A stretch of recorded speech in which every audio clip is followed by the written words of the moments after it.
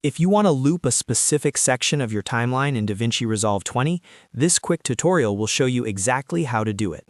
This is really useful when you want to review a cut, check pacing, compare edits, or focus on one part of your timeline without playing the whole project over and over again.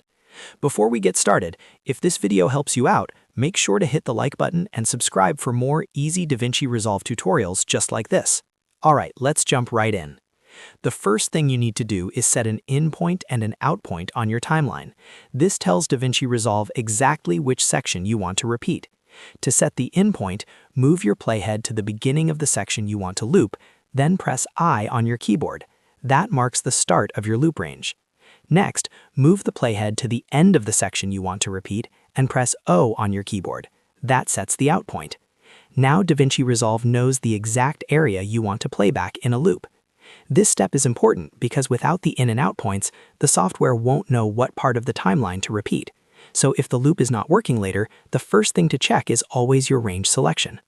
Now that your section is defined, look down at the transport controls underneath the main viewer. This is where you'll find the loop button. The icon usually looks like a square arrow or a looping arrow symbol. When it is active or highlighted, loop playback is turned on. You can click that loop button directly to enable it.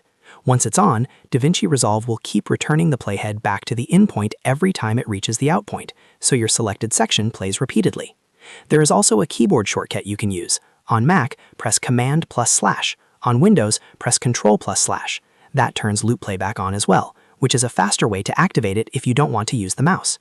Now, if you want to start looping the selected range right away, press Shift+/. This is a very handy shortcut because it begins playback from the in point to the out point immediately, making it easy to preview your chosen section without extra steps. Once playback starts, the timeline will continue looping only within that defined range. That means you can keep watching the same section as many times as you need while making edits, checking timing, or refining your cuts. If you ever want to stop looping, just turn off the loop button or clear your in and out points. That will return playback to normal timeline behavior.